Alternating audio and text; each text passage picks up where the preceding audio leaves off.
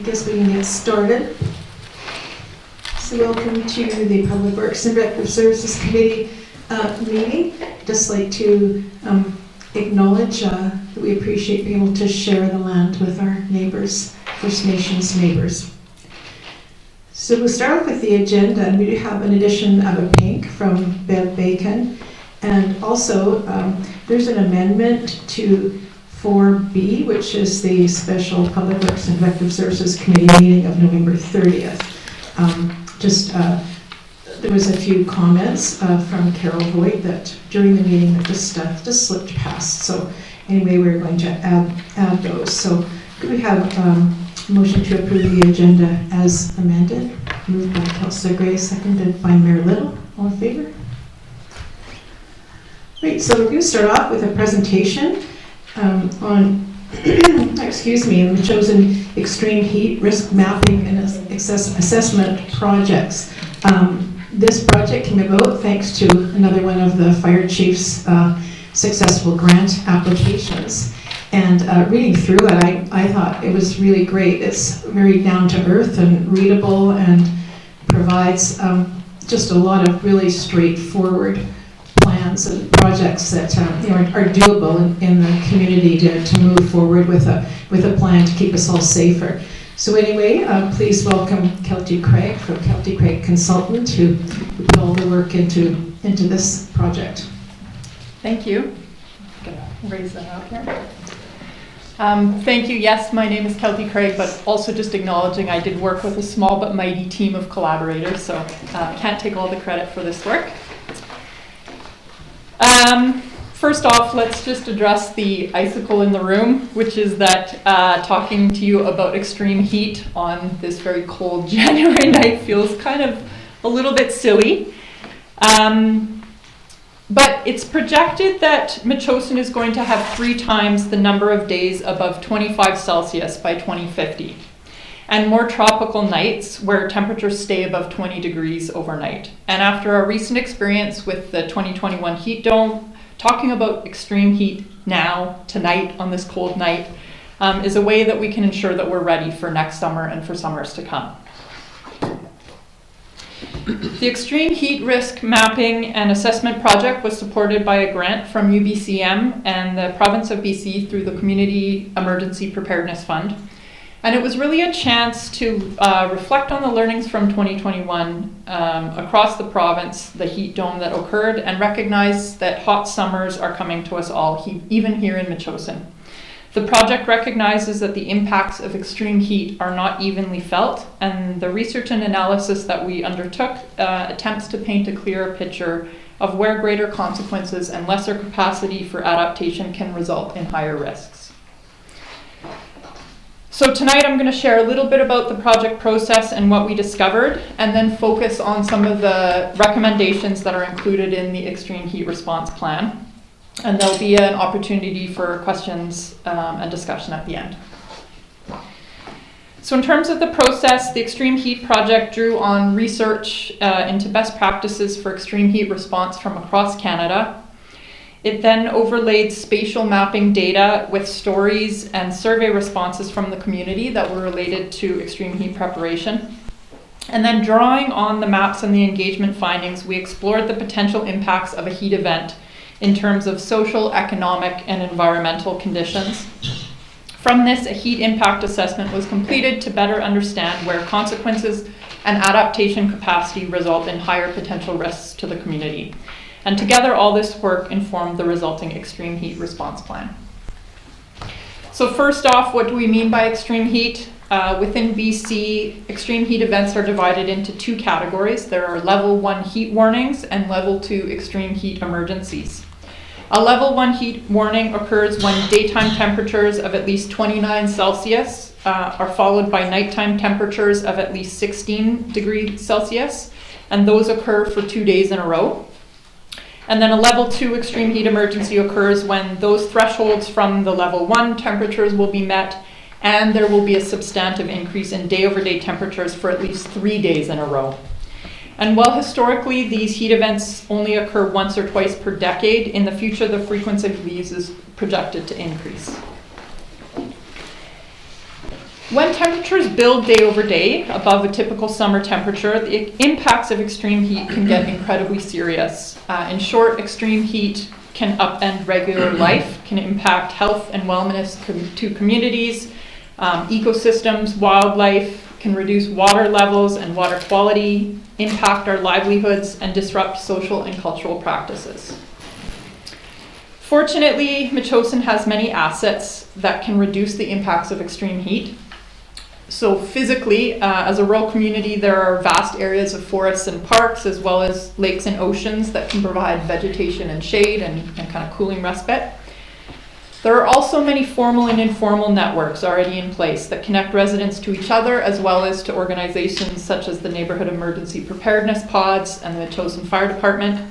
And many residents are already in the habit of checking on neighbors, offering rides, sharing resources, all these important things that can help in a heat response. There are also tools and systems already in place here in Metchosin that help with heat response, such as existing public facilities that can act as cooling centers, such as the old school site, the fire hall, and the community house. A strong network of potential partners to work together with on a heat response. Materials and tools to create heat relief kits that can be distributed throughout the neighborhoods. So, cooling cloths, misters, indoor thermometers, that sort of thing. There's a community interest in emergency preparedness workshops, and already many workshops have been held, not specific to heat, but kind of on emergency response. And then emergency contact lists for wellness checks on those that are more vulnerable to heat. So there's lots that is already in place to build on. But challenges exist, including an aging housing stock and an aging community. There are a number of seniors living in old and poorly insulated homes, and other people that are living in marginal housing, such as vehicles or RVs, that can experience greater impacts from heat. As well, with 1 or 2 person families making up 63% of all households, people living alone can be a concern if these folks are isolated or have mobility issues. Drought is an annual concern, as are wildfires, and concurrent emergencies such as wildfire or other events can pull the limited staff of the Metchosin Fire Department in many different directions. In terms of some of the mapping that we did with this project, one of the maps looks at heat exposure, so it's the surface temperature. And our mapping work highlighted that most of Metchosin is actually relatively cool compared to the surrounding areas. So you can look at Colwood to the north there, and it's much more red. But there are a few areas in Metchosin that stand out as having hotter land surface temperatures. These are primarily croplands and fields on both sides of Metchosin Road and portions of Maryhill Peninsula. There's also smaller hotspots that are associated with homesteads where forest has been cleared away, or in some cases naturally exposed lands such as Hill Peaks or Garry Oak Meadows. The second map shows demographic vulnerability, so it's an index looking at demographic components that have been demonstrated to have higher vulnerability to heat impacts. And the demographic vulnerability map, the range of the heat vulnerability in Metchosin is actually quite small. So on the index scale that goes from 0 all the way up to 1.00, 1.00 representing the highest vulnerability, the range within the district of Metchosin is all beneath 0.2. So not doing too badly in terms of demographic vulnerability. But again, within this range, there are some areas that have higher vulnerability to heat, primarily the areas closest to Souk Road, while the areas between the coast and Metchosin Road have the lowest vulnerability factor. Adaptation capacity really looks at resources available to kind of respond to extreme heat events. And so this is a map that has indicated many of these resources that are available to residences. And while there are a few key community connection points and physical assets here in the village hub, many resources that Metchosin residents may need to draw on are actually located in adjoining municipalities. So a lot in Colwood, some in Souk, surrounding munis. So that might be food banks, recreation facilities, health services, medical facilities. And accessing many of those resources generally requires motorized transport. So a bit of a concern there. There are other maps in the report, but just in the interest of time, I just kind of highlighted those three, and feel free to dig into some of those others in the report. In terms of what we heard from the community, well, I guess to begin with, the community engagement that we did occurred in the summer, so it was between June and September, and was really based on three main activities. So we had an online survey with over 230 responses. We did individual interviews, including with all mayor and council, so I spoke with all of you, Shianu Nation, first responders, community organizations, farmers and producers. So we tried to get some perspectives from folks kind of throughout the community. And we also did a pop-up cooling station at the farmers market to talk to the public and to give out kind of heat response kits. So what we heard, some key takeaways. So generally residents feel fairly comfortable and safe in regards to heat, but not everyone, right? There were 10% of respondents that didn't. Nearly 70% of respondents have at least one person in their home that has higher risk from heat. And while some residents are better prepared for heat than in 2021, many are not. So over 60% haven't made any changes since the heat dome that occurred in 2021. In addition, the community is well connected for many, but not all residents. So 28% either didn't have or weren't sure that they had at least two people that would check on them during a heat event. And also interestingly, most people would stay at home or in their yard during a heat event. So there's a strong preference for sort of staying right where they were in their house.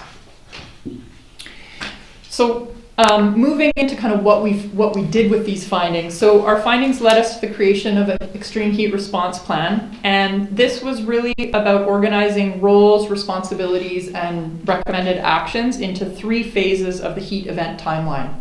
So you can think of phase one, plan and prepare, as being the things you do before a heat event. So starting anytime now.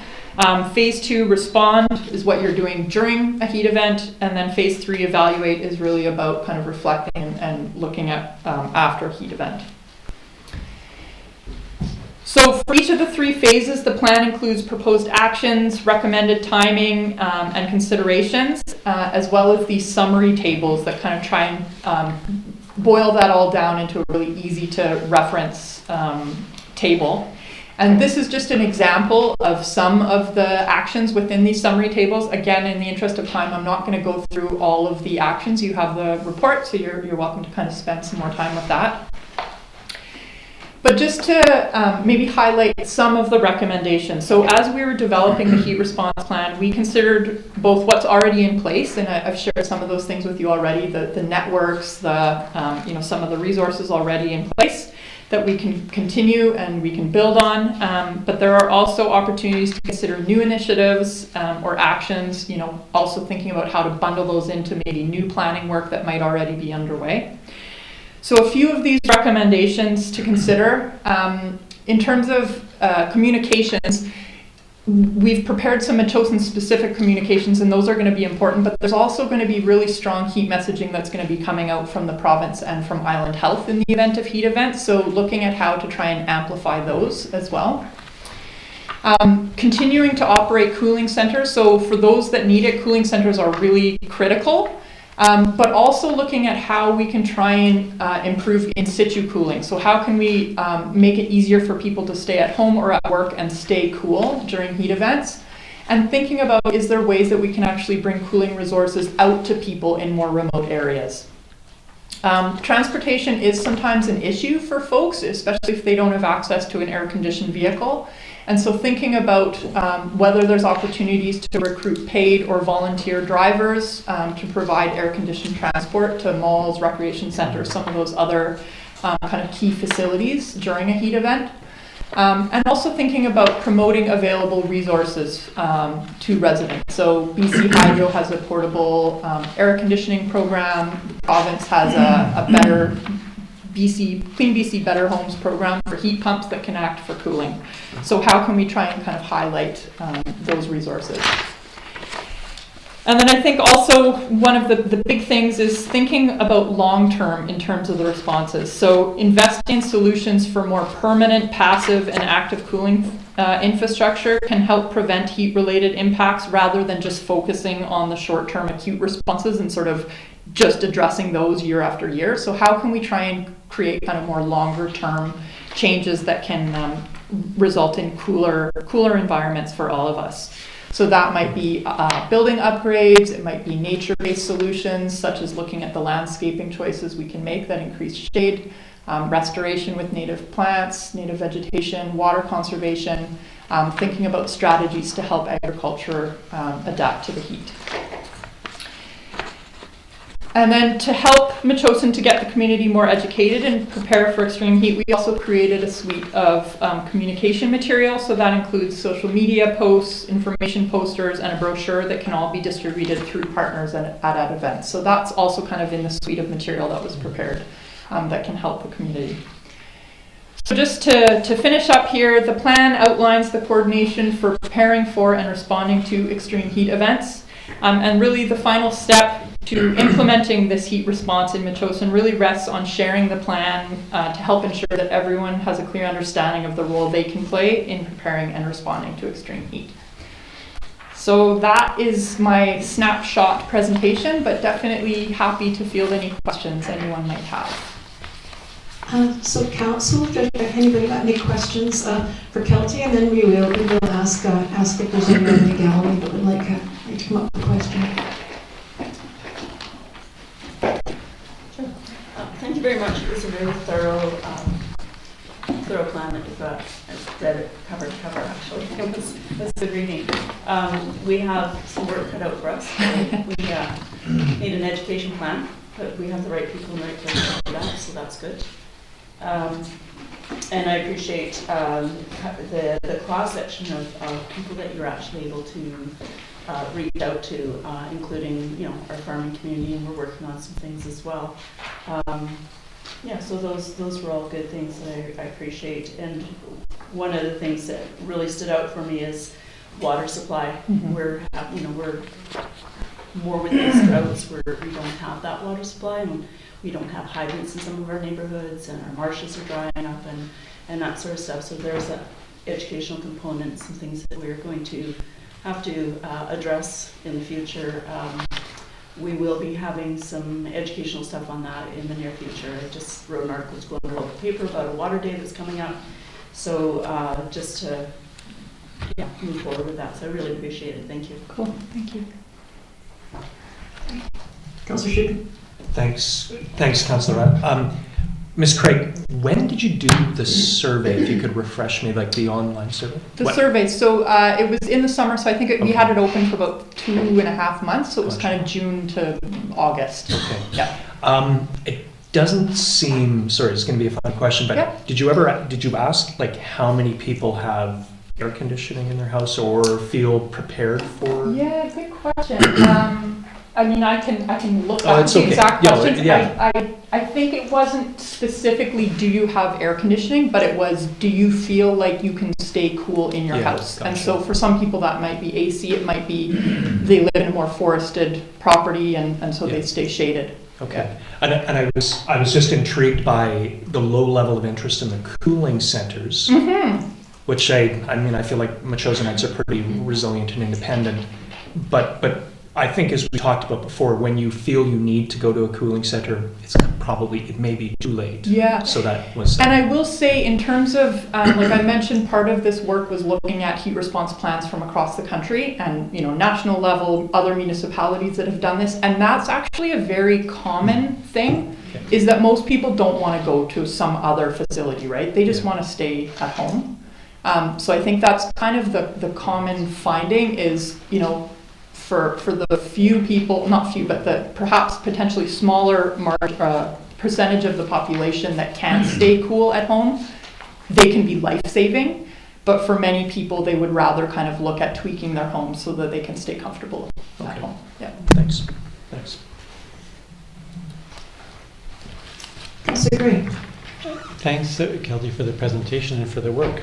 Yeah. I'm really impressed. And this is a nice piece because it fits well with our climate action plan. Mm-hmm. We've got, obviously the climate's changing, and as Councillor Donaldson's referenced, trouble afoot with water, heat, and then cold these days. I wondered in the document, the summary table, one of the columns is when, Is that meant to be a yearly activity? Or Yeah, is this so- something you're saying we're going to start now and get this done this next few weeks? No, so I think it's just kind of thinking, particularly with the before actions, the phase ones, they're things that a lot of them are going to be ongoing. So it might be, again, making sure that you have supplies ready for a heat relief kit.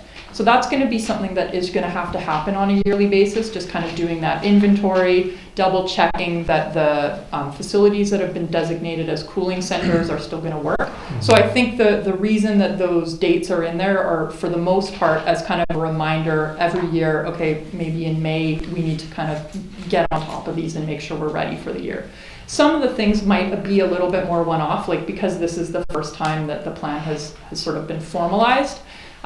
Creating a heat response planning committee is going to be kind of new. So that might be more of a one-off that in the future might just be kind of checking in, do we still have the right people? Thank you. I must say I'm impressed reading the document that, as you say, we've got some nice things in place beyond the natural environment. In particular, I'm thinking of the emergency, what we call pods, neighborhood Yes. pod system. And when I read through, I realized, one of the biggest things in here is connectivity, people knowing about people, knowing who's around and checking in. Yeah. So we're kind of set up for that. And then the communication materials, the other part, the educational aspect. I guess when I look, I think, well, maybe we need a cooling space to see whether or not people have any attraction to it at all. But more important is getting people ready beforehand, Yeah. and then checking on individuals. Kel, this may not be a question for you, but maybe to the chair. Leading this material, I think this has come through, as you mentioned, the fire chief. And would the plan be that the fire department would be taking the lead in the work? I think like a big emergency operations, that would be, there's already a good start on a lot of the things in this plan. And so just to move forward with that, I'm sure in the coming months and before summer that we'll be getting together and with the fire chief and moving forward with some of this. Excellent, thanks so Some of much. these ideas. Won't we? Marilyn. Thank you, Ms. Craig, for your presentation and the report. It's very impressive. One of the things that I worry about is we have a number of individuals living in recreational vehicles, and they must be extremely hot when it gets to be 40 Celsius here. Apart from the BC Hydro plan for eligible customers for the portable ACs, are there anything else that we could do for these folks? We do have, the fire chief has set up cooling center at the school, and cooling sites, sprinkler sites throughout the community.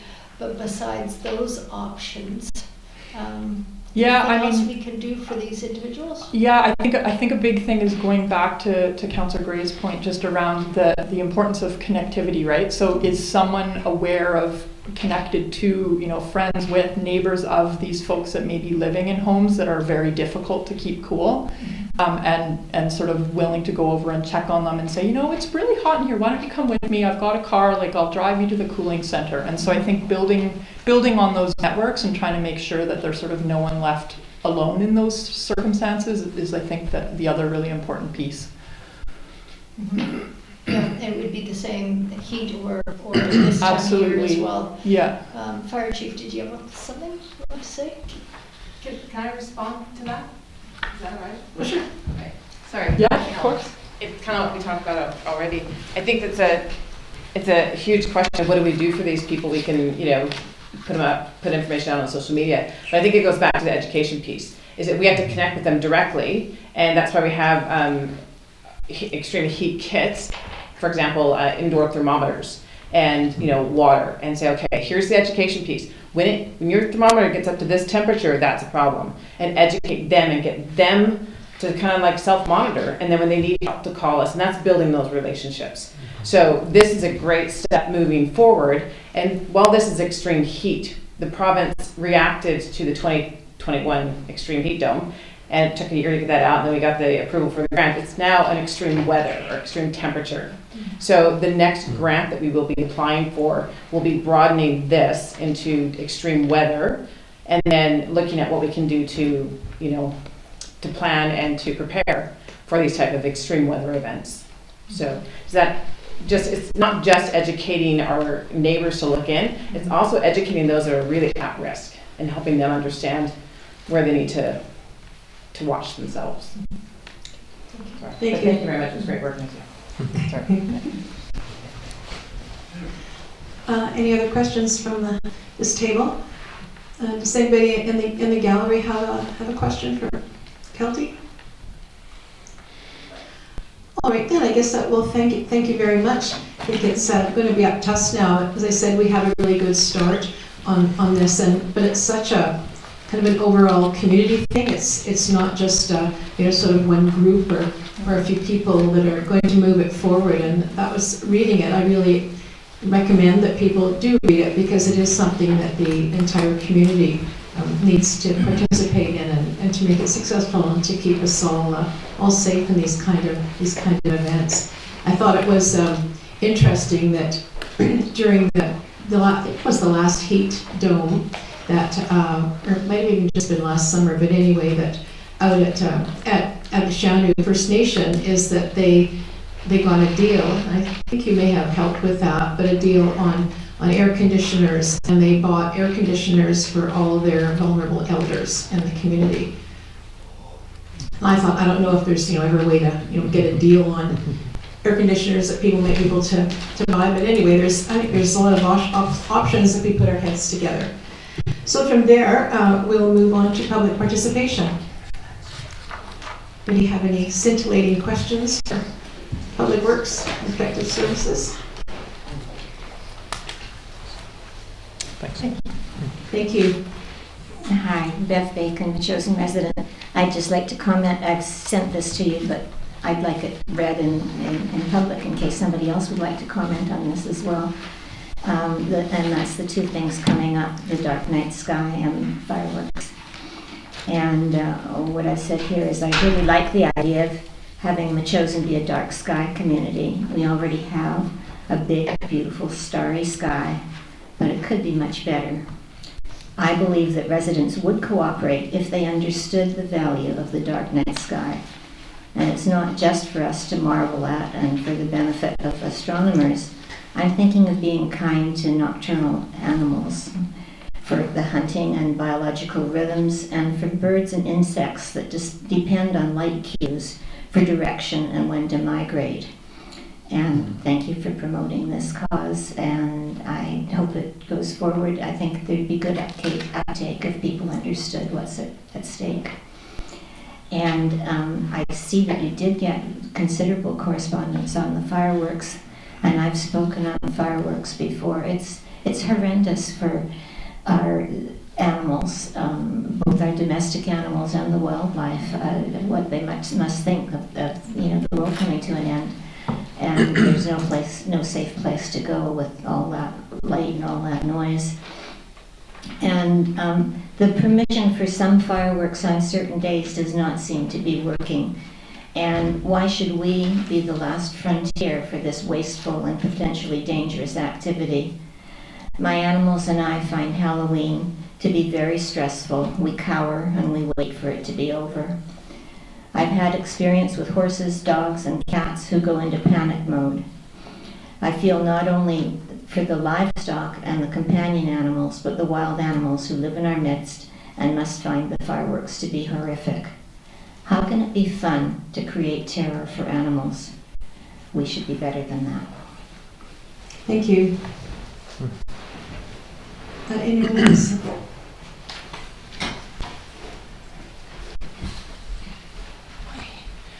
Sir Anthony, Metchosin Road. I just wanted to comment on something to do with the fireworks as well. I looked at some of the correspondence, and it's a lot to do with animals, which is of course important, but one thing I wanted to mention was about bats, mostly. So one fun fact about me was I spent 1.5 years in Afghanistan during the war, because I was young and it seemed like a good idea at the time. I was working on the army base, so in Kabul. It wasn't too bad, but there were rocket attacks, there were some bombs, and I spent a few really scary nights in a shelter. And when I came back, I did have issues for quite a few years. And thankfully for me, it's gone away now, but like, it is a really terrible feeling. Those first few years when I came back to, I remember some New Year's just shutting down. It was horrible. Hiding in the bathroom, it was a horrible feeling. It was just like being back in that scary situation. And I don't know how many people we have living here who are, and certainly this is a problem for vets everywhere. I also don't want to take away people's fun. A lot of people love fireworks, but it would be good, I think, if they were stuck to very specific times, maybe not out here, maybe in the city. I know Victoria isn't really doing them anymore, which is maybe unfortunate that there isn't one show that some people can go to, so that might be something that could be connected with. But yeah, I just wanted to bring that up because I do think it's important, and I felt like it's something I could speak about. So thank you. Thank you. I think that's certainly a perspective that a lot of us had never thought of. Thank you. All right. That looks like that's it. So I will move on. Can I have a motion to adopt the minutes of November 27th? So moved. Moved by Councillor Schuken, seconded by Mayor Little. All in favor? And now the meeting of November 30th as amended. Moved by Councillor Donaldson, seconded by Councillor Gray. All in favor? Okay, and then receipt of minutes of the Healthy Communities Committee of November 28th. Just ask a question. Maybe. Well, just in terms of the school, we've had the news that the instant training's moved out now, and I wondered, are we going to move lickety-split in terms of looking for fixing the bathrooms and doing a new lease and that sort of thing? Well, that's something, actually, I am having a meeting with our new CAO on Wednesday to discuss the school. So we'll know that. But I do actually have a note that, interestingly, that now that the contractors that are working on the renovations and Instinct is gone, apparently there hasn't been any issues with the toilets. Good news. Yeah. Hold that thought. So. Yes, so anyway, the receipt of minutes for the Healthy Communities. Moved by Councillor Gray, seconded by Councillor Schuken. All in favor? Okay, we do have some business arising from that meeting, and that is on the dark sky policy. And we have a recommendation that Council authorize the Healthy Communities Advisory Select Committee to draft a formal proposal for the district to become a dark sky community. Moved by Mayor Little, seconded by Councillor Donaldson. Any discussion on that?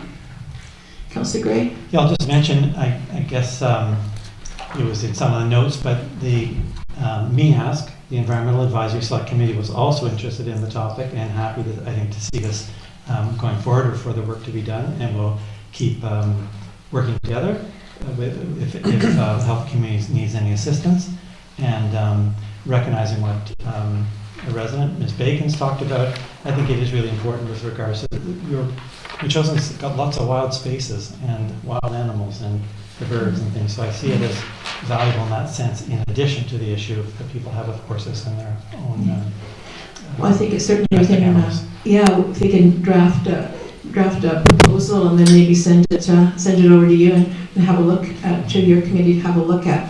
I know you can certainly get dark sky hoods for lights, and so it doesn't completely mean people are walking around in the dark. So, but yeah, any other comments, discussion about that? All right, so could we have a motion on that? I guess I could move it.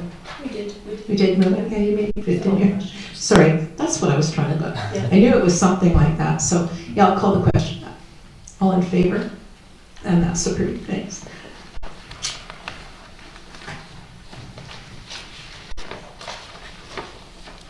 All right, reports. Well, we have had our report, which was really interesting. And now it's on to a councillor's update. Councillor, Yes. could I Just in terms of, I'm sorry.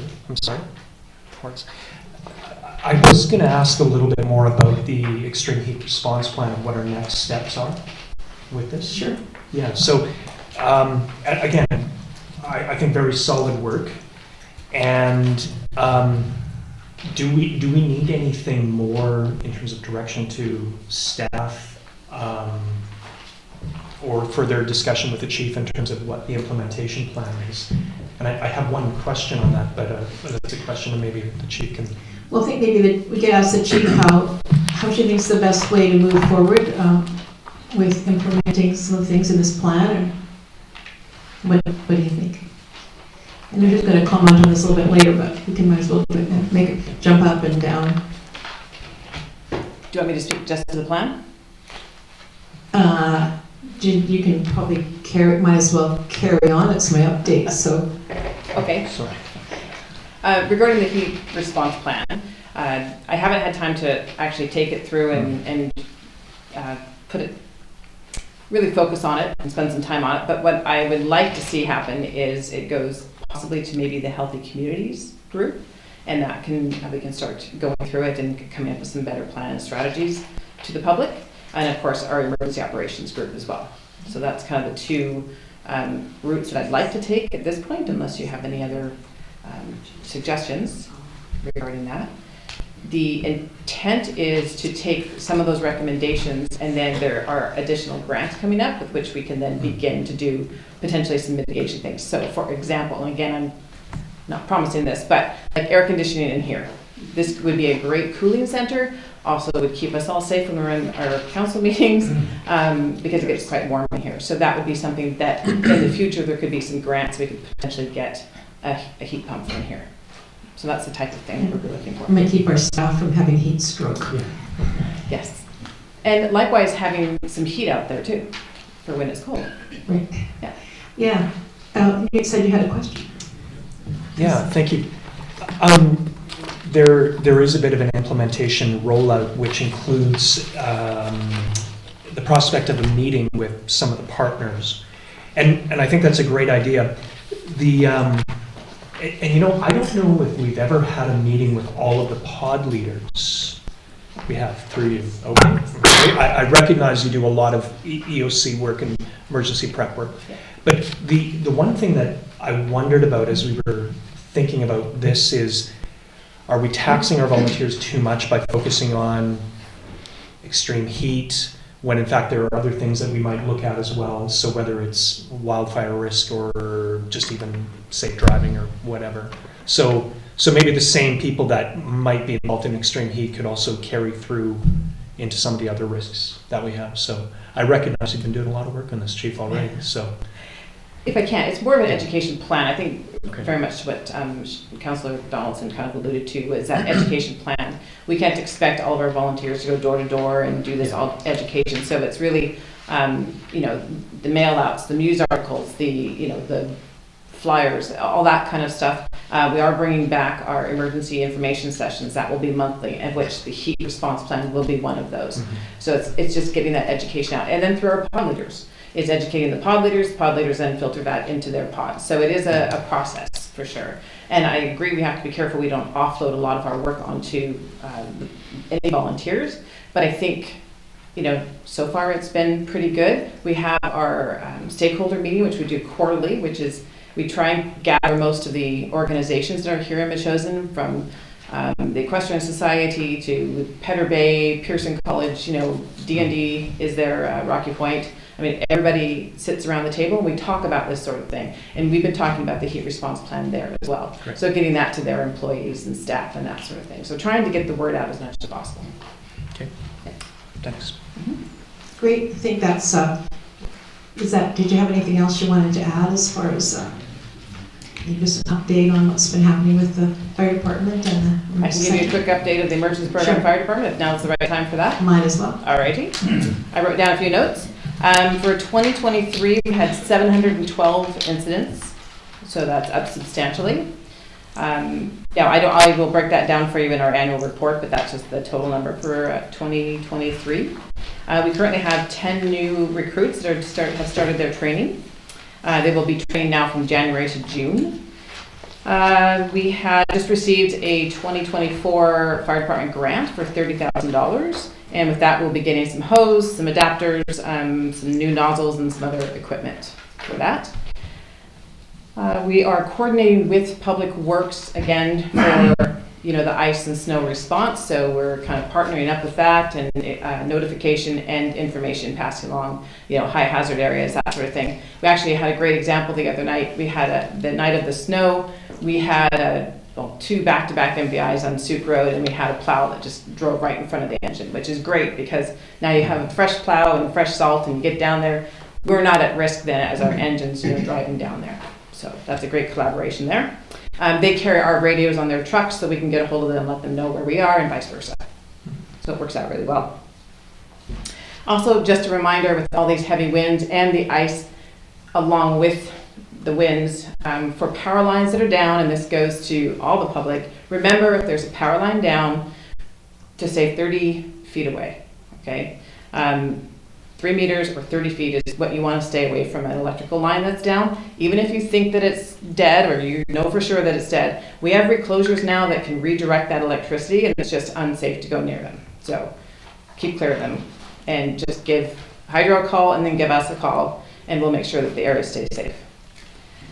For the emergency program, we have the 2023 EOC and ESS grants. That's $60,000 in total, to which we bought 3 20 by 10 tents, 6 10 by 10 tents, 50 cots, a couple water filtration systems, 3 Starlinks, a whole bunch of laptops, and some other technology. So with these grants, we're really building up the resources that we have inside the EOC and ESS for emergency response. And then we have the 2024 grants that we're currently in the process of submitting for. I mentioned the stakeholder meeting that we have, and that we have our emergency preparedness information sessions that are coming back. And those will be on the 3rd Tuesday of every month, starting February 20th. And I'll get that calendar up as soon as I finish it. I know that fireworks is on the topic tonight. I didn't know if that's something I should speak to now, or do you want me to come back up later to speak to it? Sure. Yeah, maybe come back and speak to it when we get to it. Okay. Thank you very much. Questions or anything? Any other questions for the chief? Okay. Actually, I would like. Can you just? There was that one incident I really wanted you to tell people about, and that was the baby at Corn Lake, because I thought that was just amazing. Yeah. So we I received a call just on the landline from a woman who said her baby was choking. I said, okay, have you called 911? Well, no. Okay, where are you at? Confirmed where I was at, or where she was at, and told her to hang up and dial 911. So for the record, don't call the fire department if there's an emergency, call 911, and if you want to back up, call the fire department, that's great, but 911 is the first number that everybody should call.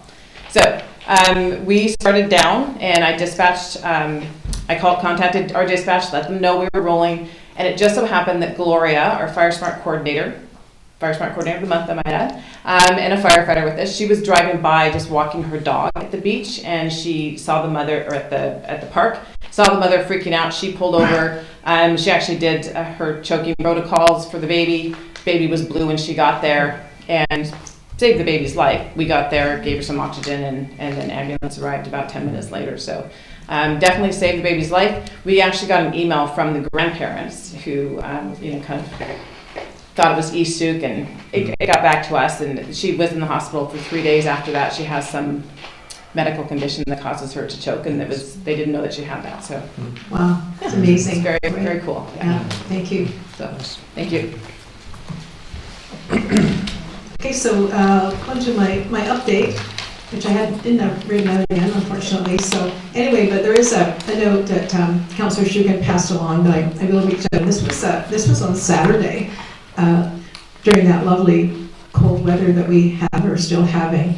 At any rate, and this note came from Michael Morgan at Mile Zero Brewery, and this was on Saturday. He said that they arrived and to find that they had no water, and obviously we're not going to be able to open that day, and realized that it was frozen pipes.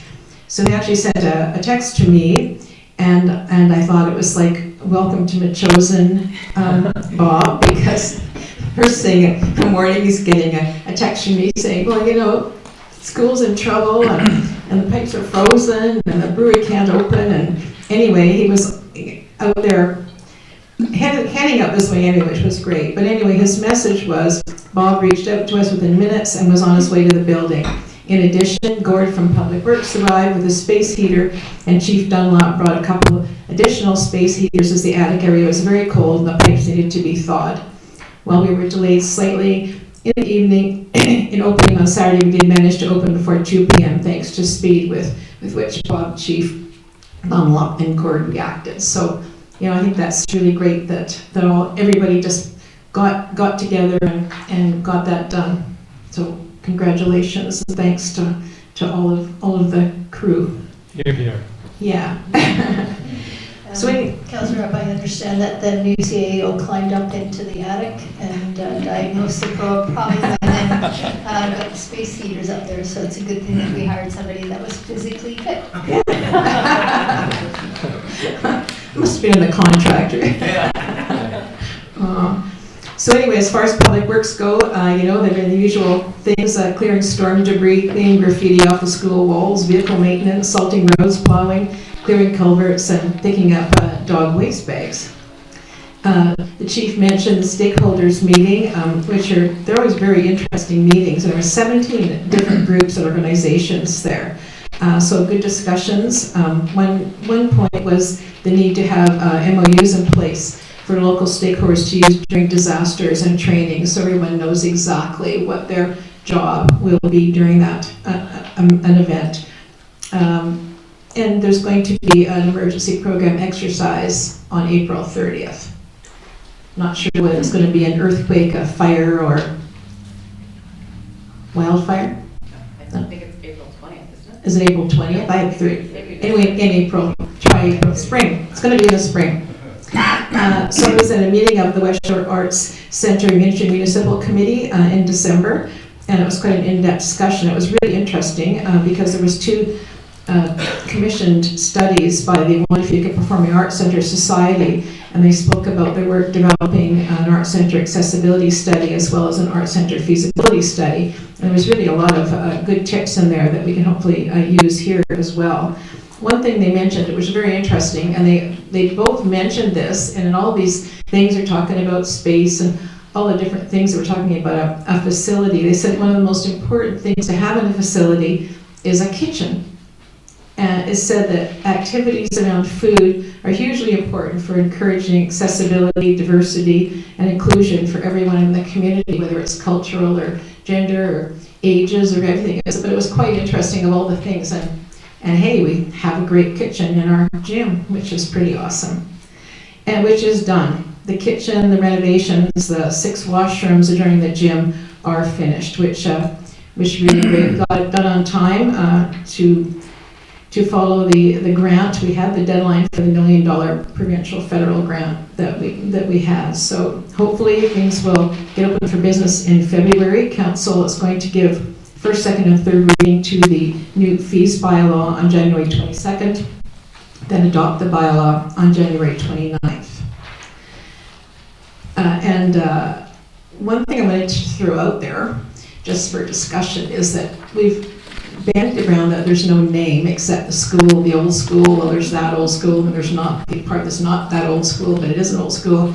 Anyway, I was thinking about names and did come up with one, and I thought of that maybe that would get a discussion going about how we're going to go about naming the school. The one I thought of was to deal with Metchosin's whale history of having a whale washed up on the beach, where the name Metchosin comes from, as well as having the whale in the center of the gym floor for decades, which has been greatly recreated by artist Art Brenda for the new floor.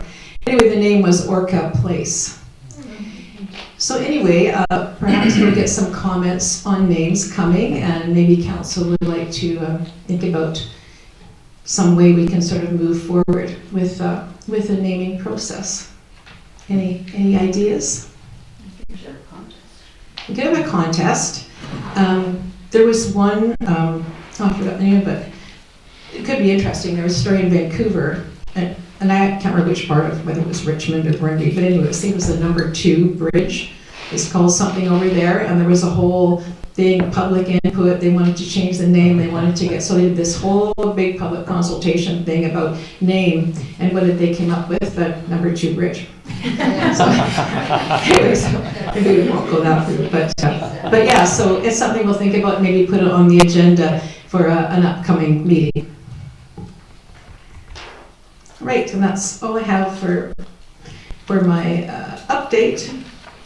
So we'll just move on to the final thing on my agenda, which is the correspondence, which of course is fireworks. And I really do believe that it's time that Metchosin took a stand on this.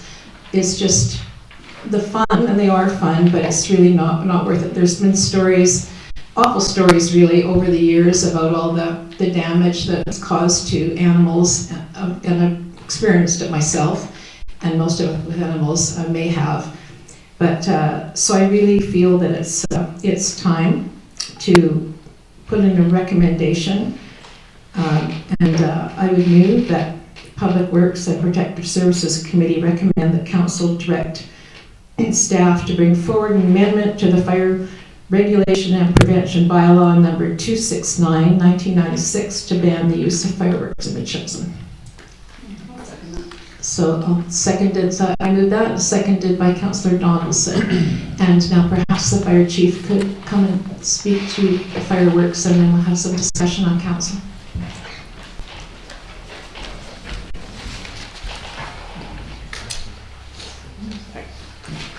All right, I just wanted to give a little bit of background on the bylaw, specific to fireworks. When that was changed, I think it was I don't remember when the last change on it was. It's about 96, I think so. And then we changed it a few years ago to reduce the firework usage even more to the 2 days per year. So the existing bylaw, fireworks are allowed October 31st and December 31st only, without a permit. People can apply to do a fireworks, we're talking family fireworks, not commercial fireworks, family fireworks. They can issue a permit or request a permit, and that's an application process to have it outside of those 2 dates, to which we've received 1.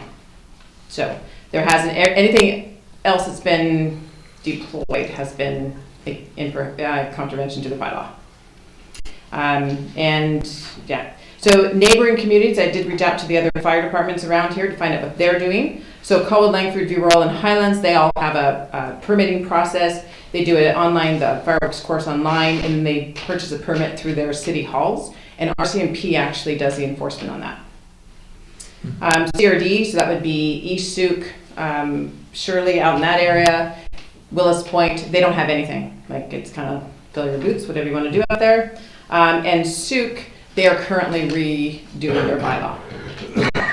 So they're looking at that. So the enforcement considerations, I guess, from our perspective would be enforcement, the biggest challenge, of course. It's difficult to stop once it starts. So if a family's starting to do that, it's very hard for us to get out there and find it, because we have long driveways, and by the time we get there, the fireworks are usually over. So enforcement is really, really difficult. And then, who's going to be doing that? Yeah, but I think education is really where it would be, and it'll take a couple of years to get in, but if we are going to ban them completely, it's all about the education piece. I do think that everyone's quite aware that animals are at risk for fireworks, but let's also not forget there's a huge fire risk as well. Even though I know that it's rainy outside, there's been many fires that have started in structures due to fireworks going awry, and also injuries. So that's another big piece of consideration, not just the animals. Right. Just food for thought. Great, thank you.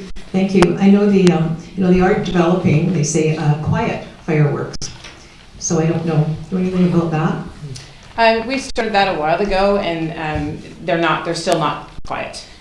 I mean, anything that's going to explode and have sparkly lights is not going to be quiet unless you use drones or something like that. It's still going to have something to it.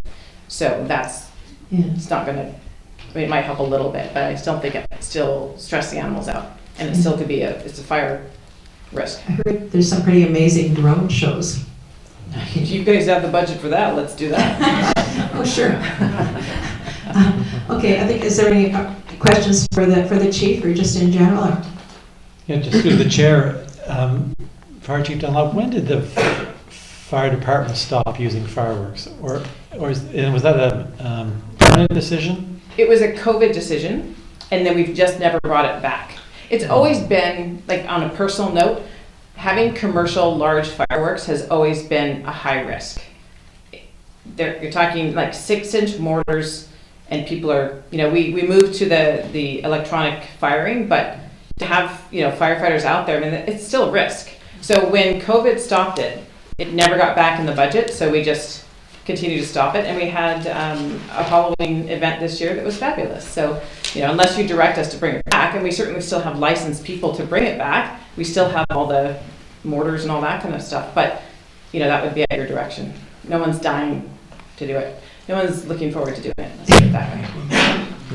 Yeah. Mayor Little. Yeah, I'll speak in favor of this motion as well, because of the risk of fire, risk to livestock and to livestock and wildlife as well. We have documented information this time of a member of our community that was hurt because of the startled horse, and she ended up in the ER with stitches. And I just think we've matured to a point that we should move forth on batting these in the community. Thank you. Thanks. Councillor Donaldson. Thank you. Actually, I had quite a few people contacting me. I don't know if it's because I'm a farmer or because I've been before council talking about this before. This has been the worst year for our own family, and the types of fireworks that have been going off, and not on just the permitted days. It's been all sorts of days. It's been Christmas Eve, it's been days before Halloween, and the caliber of these explosions is I don't even know how to describe it. They're explosions. We have a lot of people in our community, either they have PTSD or they're refugees or they have sensory disorders. We don't know where they live. We don't know who they are.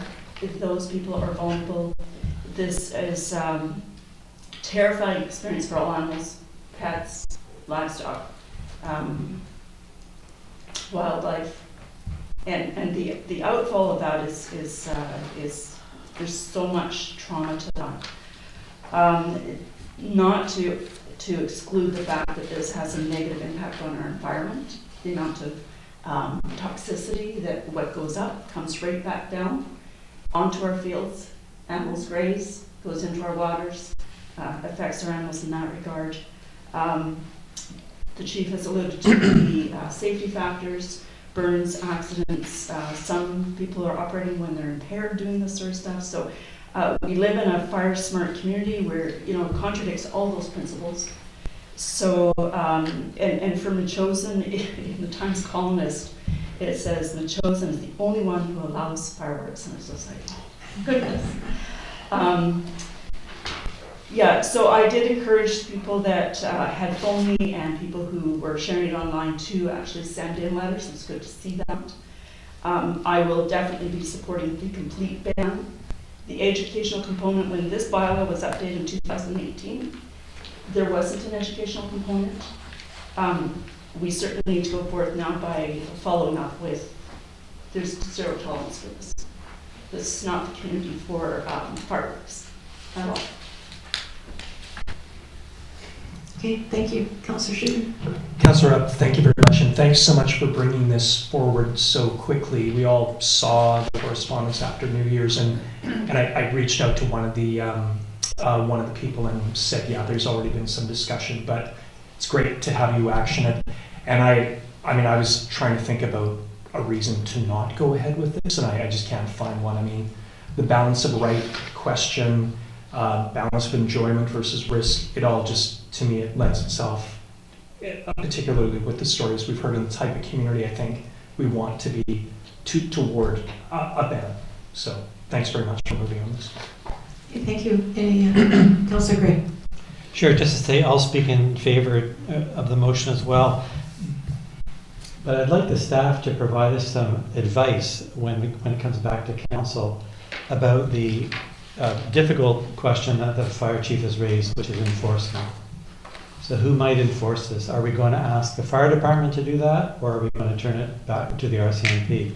The second question I'd like them to consider is what sort of fines would there be, and what level of fines?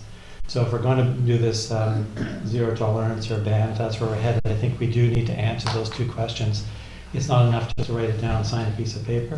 We have to figure out what we're, how we're going to deal with the issue and enforcement side. And then the other part would be the education article in the Muse would be a good start, but then there may be some other avenues we should pursue. So if those issues could be combined in a staff report for us as this comes forward, that would be a big help for me. Thank you. And we need to put that in the motion, or I think that would be just a given? I'm happy if it just It'll like just the do it, yeah. understanding, certainly. Councillor Gray. I mean, also, sorry. I just wanted to say, Sydney actually replaced fireworks on New Year's Eve with a polar bear swim. We could bring that back. See how much fun people have that. At midnight. Anytime. All right, I guess if, Marianne. Yeah, so within the fire regulation and prevention bylaw 269, it does say that any person who contravenes any provision of the bylaw is liable to minimum fines of $1,000 and a maximum fine of $10,000 and the cost of prosecution. So I think that I'd be good with that as well. But it does say we'd have to change the part of the fire chief and the officers of the fire department may enter upon any premises at a reasonable time in order to ascertain the provisions of this bylaw are being obeyed. We'd have to talk about that as well. And I think it's a good idea that we decide who is going to enforce this, whether it's the fire department, CRD bylaw, or the RCMP. Councillor Gray. I very much appreciate that, Mary Little. My point again is I'd like to know what those fines are, how they work relative to other districts. Should we increase them, change them, anything like that? So I'm still looking for that advice, if that's okay.